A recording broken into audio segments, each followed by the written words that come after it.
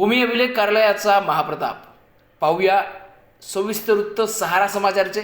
नमस्कार, मी संकेत अपाले तुम्हा सर्वांचं खूप खूप स्वागत करत आहो सहारा समाचारमध्ये।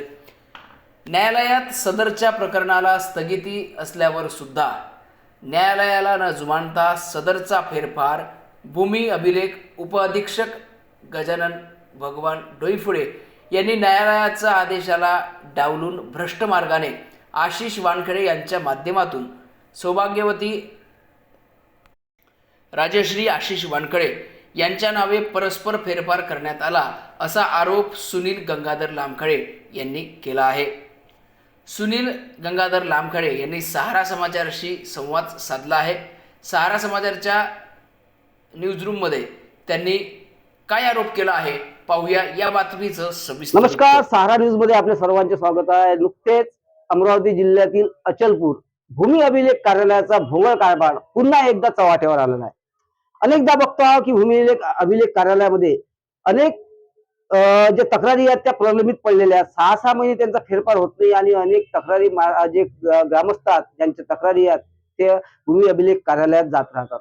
अशातच नवीन प्रकार म्हणजे भूमी अभिलेख कार्यालयाचा महाप्रताप। त्या संदर्भात आपल्यासोबत पत्रूड येथील सुनील लामखडे तक्रारदार त्यांच्या जमिनीच्या क्षेत्रफळ आहे त्यांच्या संदर्भात अनेकदा कोर्टापर्यंत त्याचेवाली प्रकरण चालू आहे आणि त्यावर संबंधित कुणीही हस्तक्षेप करू नये यासाठी कोर्टाने स्टे ऑर्डर दिलेला आहे। परंतु त्या स्टे ऑर्डरले न जुमानता प्रकार झाल्याचं तक्रार यांनी आपल्यासोबत केलेली आहे आणि आता संबंधित जे प्रकरण त्यांनी निकाली काढला आहे त्याचा फेरफार घेतलेला, परंतु आता तक्रार केल्यानंतर संबंधित वरिष्ठांकडे त्यांनी तक्रार केल्यानंतर संबंधित जे फेरफार केलेला आहे ते नियमाकुल न करण्यासाठी आणि त्याला कुठेतरी हे करण्या बंद म्हणजे त्याला खारिज करण्यासाठी त्यांनी वरिष्ठांकडे ते कागद पाठवल्याची माहिती आपल्याला मिळाली आहे। आपल्यासोबत सुनील भाऊ लामखडे आहेत, त्यांच्याशी आपण बातचीत करणार आहे। काय भाऊ, काय प्रकरण आहे जे आता तुम्ही सांगितलं? नमस्कार, मी हे सांगू इच्छितो, यापूर्वी या भूमी अभिलेख अधीक्षक अचलपूर येथील वाळवी साहेबांनी खोटा फेरफार घेतला होता। मग नंतर तो मी अमरावतीला अधीक्षक साहेबाकडे केस दाखल केली। तिथं नामंजूर केल्यानंतर आयुक्त साहेब जे आहे हट्टेवार त्यांनी तो फेरफार मंजूर केला। सर्व 14 वारस लावले होते, पण ते 14 वारस लागल्यानंतर यांनी नोंद घेतली नाही। तर आता त्याच प्रकरणात डोईफोडे साहेबांनी फक्त 6 नावाचा फेरफार घेतला, 14 पैकी 6 नावाचा फेरफार घेतला व तो फेरफार घेतल्यानंतर एक दुकान त्यांनी विकलं आहे। त्यातलं ज्यांच्या नावे फेरफार घेतला त्यांनी ते दुकान विकलेलं आहे। त्याचा सीट नंबर 12 आहे, प्लॉट नंबर 1662 आहे। ग्राम सोसायटीच्या समोर ते पूर्ण मार्केट आहे। जागा एकूण टोटल एकूण 3500 काही चौरस मीटर आहे। ते या संदर्भात आम्ही कोर्टात याचिका टाकली होती, स्टे आला आहे। कोर्टात याचिका टाकलेली आहे, कोर्टात याचिका स्टे मिळालेला आहे। भूमी अभिलेख अधीक्षक साहेबांनी त्याला 14 वारस लावून दिलेले आहे, कोर्टाने 14 वारस लावलेले आहे। तरी पण कोर्टाच्या निर्णयाला न जुमानता या डोईफोडे साहेबांनी खोटा फेरफार घेतलेला आहे। हा कशा पद्धतीने घेतला हे सांगण्यास तयार नाही। सर्व अर्ज केले, माध्यमातून हा प्रकार झालाय।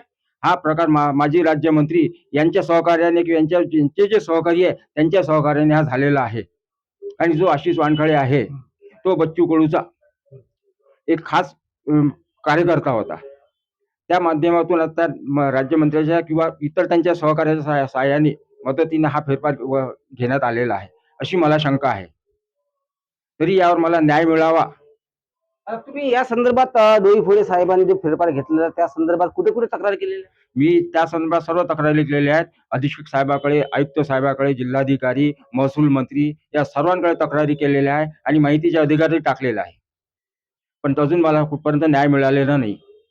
मी न्यायाची अपेक्षा करतो आहे, पण ते वारंवार डावलून राहिले। मुदत मागितली 15 दिवसात, 3 आठवड्यात करतो, पण 1 महिना होऊन गेला, पण त्याच्यावर काहीच कारवाई नाही। वरिष्ठ अधिकारी लक्ष देऊन नाही राहिले आणि हे डोईफोडे साहेब काही करून नाही राहिले। तो वरिष्ठाचे आदेश येईल मग आम्ही करू। तर यांनी या फेरफार घेतला तर वरिष्ठाचे आदेश घेतले काय, माझं हे म्हणणं आहे। जर त्यावेळेस एकीकडे तुम्हाला सांगतात की वरिष्ठांचे आदेश पाळतात आणि त्याच्यातलेच एक प्लॉट म्हणजे एक दुकान ते फेरफार करून राहिले नाही, दुकान विक्री केलं, त्याचा फेरफार आम्ही अर्ज दिल्यानंतर फेरफार त्याचा घेतलेला नाही आहे।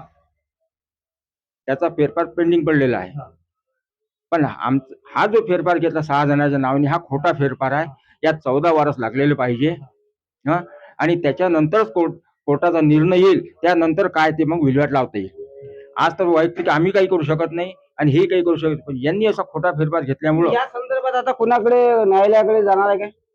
न्यायालयात जावंच लागणार आहे. तर इथं न्याय नाही मिळत, मला न्यायालयाकडे जाणार, पर्यायच नाही न्यायालयात गेल्याशिवाय.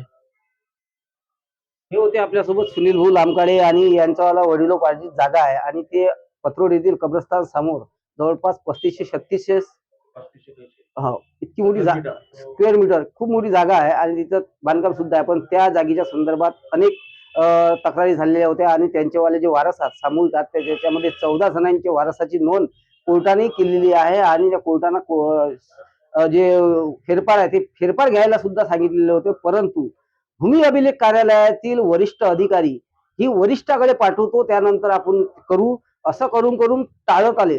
परंतु आता नुकतंच एक प्रकार आहे की एका मध्यस्थीच्या माध्यमातून त्याच जागेतील आता फेरफार केलेला आहे आणि त्यामध्ये 6 जण वगळल्या गेलेले आहे. यामुळे कोर्टाच्या निर्णयाला न जुमानता आणि कोर्टाचा अपमान केल्याचा प्रकार ह्या भूमी अभिलेख कार्यालयातून आपल्याला पाहायला मिळत आहे. त्या संदर्भात त्यांनी पुन्हा कोर्टामध्ये जाण्याची तयारी सुद्धा दाखवलेली आहे. परंतु भूमी अभिलेख कार्यालयातून विश्वसनीय सूत्रांकडून माहिती मिळालेली आहे की संबंधित जो फेरफार आहे तो रद्द करण्यासाठी जिल्हा कार्यालयात तिकडे पाठवलेला आहे आणि लवकरच त्याच्यावर तो फेरफार आहे तो रद्द केला जाईल. परंतु अशा प्रकारचे जे फेरफार होतात अशा प्रकारचा जो कारभार चालतो याला डोईफोडे साहेबांनी यांनी आरोप केला आहे की डोईफोडे साहेबांनी केलेला आहे. त्यामुळं वरिष्ठ अधिकाऱ्यांनी यावर दखल घेऊन संबंधित जो फेरफार केलेला आहे कशा प्रकारे केलेला आहे याची चौकशी करून संबंधित अधिकाऱ्यावर कारवाई करण्याची मागणी सुद्धा यांनी केलेली आहे.